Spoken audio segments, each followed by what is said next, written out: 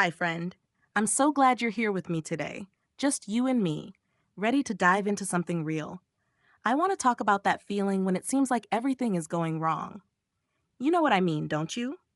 When life feels like it's unraveling, like no matter what you do, things just keep slipping through your fingers. Your job's stressing you out, or maybe you don't even have one, and that's its own kind of weight. Your relationships feel shaky, or you're lonely, or the bank account's looking emptier than it should. Maybe it's not even one big thing, but a thousand little things piling up, like dishes in the sink that never get clean. It's overwhelming, isn't it? That sinking feeling in your chest like you're failing at everything and you're not even sure where to start to fix it. I've been there. Oh, I've been there so many times. And I want to sit with you in space for a bit because you're not alone in this. I promise. So let's talk about it. What do you do when it feels like the whole world's falling apart? How do you keep going when you just want to hide under the covers and pretend tomorrow doesn't exist? Grab a coffee or a tea or just settle in because we're going to unpack this together, you and me, like we're old friends catching up over a long, cozy chat. First, I want you to know it's okay to feel this way. I mean it. When everything's going wrong, it's so easy to beat yourself up for not having it together, right? Like, why can't I just handle this? Why does everyone else seem to have their life figured out? But here's the thing, nobody's got it all figured out. Not really. Those perfect Instagram feeds, they're curated, not real life. That coworker who always seems so put together, they're probably stressing about something you don't see. We're all human, and humans mess up. Humans struggle. Humans feel lost sometimes. I remember this one time, a few years back, when I was juggling a job I hated, a breakup that left me gutted, and a car that decided to break down right when I couldn't afford to fix it. I'd come home every night, sit on my tiny apartment floor, and just stare at the wall, wondering how I was supposed to keep going. I felt like I was drowning. And the worst part was, I didn't even know how to ask for help. I thought I had to fix it all on my own, because that's what strong people do, right? Spoiler alert, that's not how it works. But we'll get to that in a bit. Let's start with something simple, something you can do right now, even if you're feeling like the world's caving in. Just breathe. I know, it sounds so basic, but hear me out. When everything's going wrong, your body goes into this fight or flight mode, and you don't even realize how tense you are. Your shoulders are up by your ears, your jaw's clenched, your mind's racing a million miles an hour. So just for a second, try this with me. Take a deep breath in through your nose, hold it for a moment, and then let it out slowly through your mouth. Do it again. Feel that? Even just a tiny bit of calm sneaking in, it's not going to fix everything, but it's a start. It's like hitting the pause button on the chaos, giving yourself a moment to just be. I used to roll my eyes at stuff like this, thinking it was too woo-woo, but when I was at my lowest, those little breaths were sometimes the only thing that kept me from spiraling completely. It's like telling your body, hey, we're going to figure this out, but first, let's just chill for a sec. Now, I'm not saying breathing's going to magically solve your problems, because let's be real, life's messy, and problems don't just vanish. But what it does is give you a tiny bit of space to think. And when you're in that everything's going wrong headspace, thinking clearly is huge. So, let's talk about what's probably going on in your head right now. Chances are you're catastrophizing a little. Don't worry, we all do it. It's when your brain takes one bad thing, like say you messed up a presentation at work, and turns it into this giant story about how you're a failure, you're going to get fired, you'll never find another job, and you'll end up living in a cardboard box. Sound familiar? I used to do this all the time. One time, I sent an email with a typo to my boss, and within 10 minutes, I'd convinced myself I was going to be unemployed and homeless. But here's the trick. Your brain's lying to you. Not on purpose, it's just trying to protect you by preparing for the worst, but it's not the truth. So when you catch yourself spiraling like that, try this. Ask yourself, what's the actual problem right now? Not the giant world-ending version, but the real concrete thing. Like, okay, I sent an email with a typo. That's it. That's the problem. Not I'm a failure at life, just a typo. And then ask, can I do anything about it? Maybe you send a quick follow-up email to clarify, or maybe you just let it go. Because honestly, Most people don't care about a typo as much as you think they do. This is something I had to learn the hard way, and I'm still learning it, to be honest. When life feels like it's falling apart, it's so tempting to try to fix everything at once. You make these huge mental lists.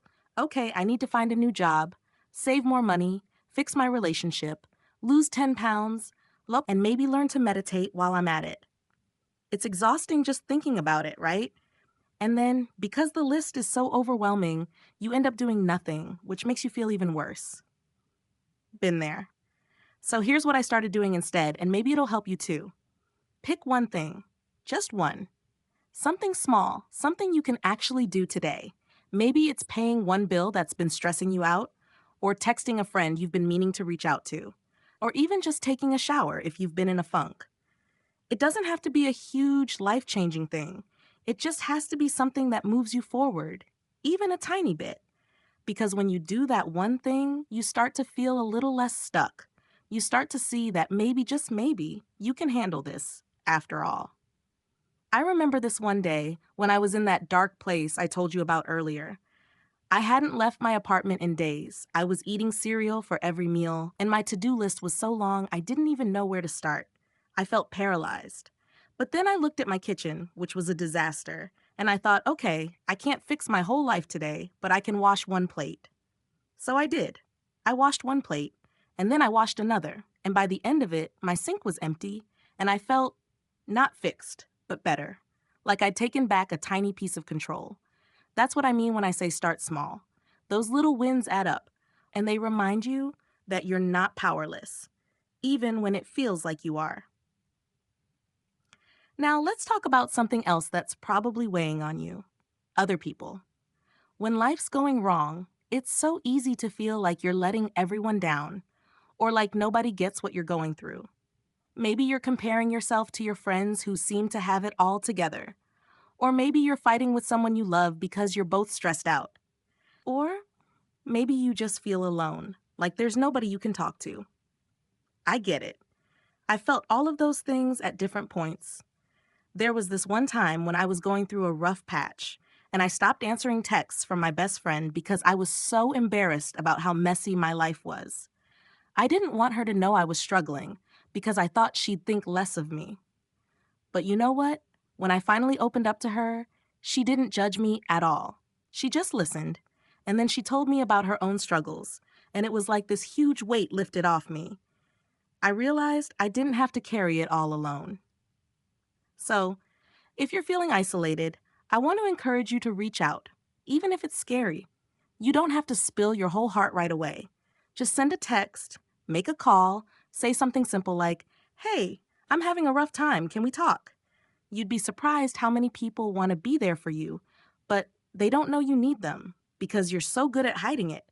And if you really don't feel like you have anyone to talk to, that's okay too. There are hotlines, online communities, even journals where you can write it all out. The point is, don't keep it all inside. Let it out, even a little bit.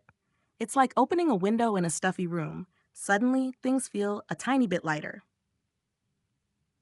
Okay, let's shift gears a bit and talk about the bigger picture. Because when everything's going wrong, it's so easy to lose sight of what matters. You get so caught up in the chaos that you forget who you are, what you want, what makes you you.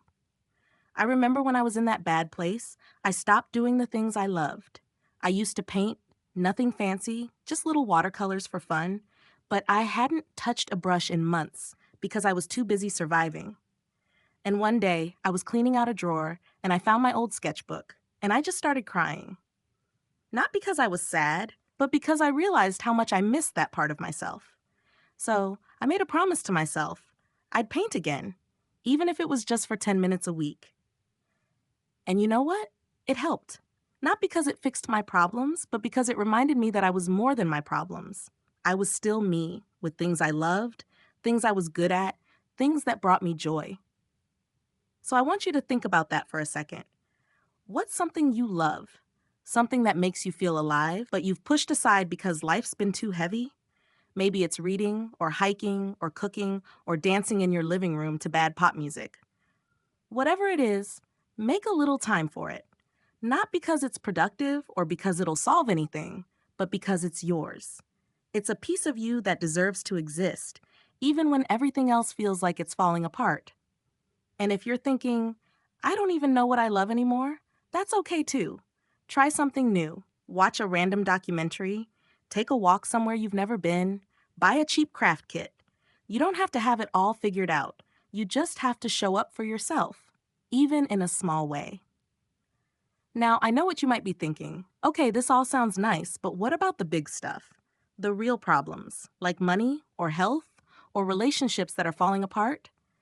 Those don't go away just because you washed a plate or painted a picture. And you're right, they don't. But here's what I've learned about the big stuff. You can't tackle it all at once, and you can't tackle it alone. Let's say money's tight, for example.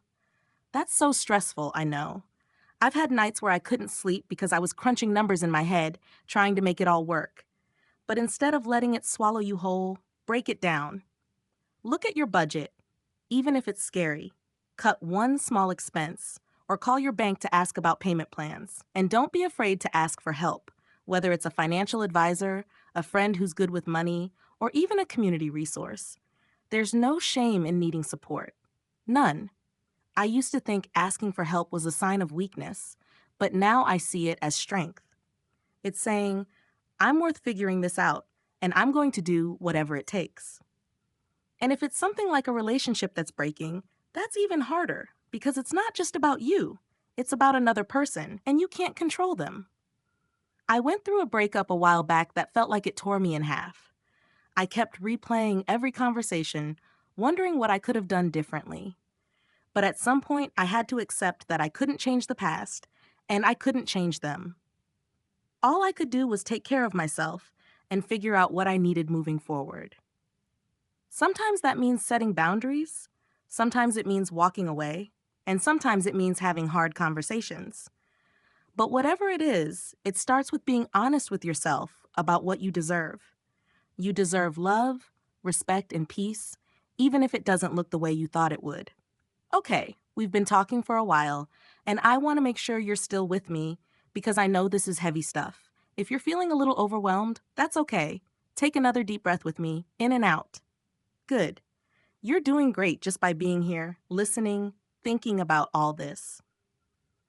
I want to share one more thing that's helped me when life feels like too much, and it's something I still lean on all the time. It's about finding meaning, even in the mess. When everything's going wrong, it's so easy to feel like nothing matters, like you're just slogging through for no reason. But I believe, deep down, that even the hardest moments have something to teach us. Maybe it's resilience, maybe it's compassion, maybe it's just the stubborn refusal to give up. For me, those tough times taught me how to be kinder to myself, how to ask for help, how to keep going even when I didn't want to. They made me who I am, and I'm grateful for that, even if I wouldn't wish those moments on anyone. So I want you to think about your own story for a second. What's one thing you've learned from a hard time in your life?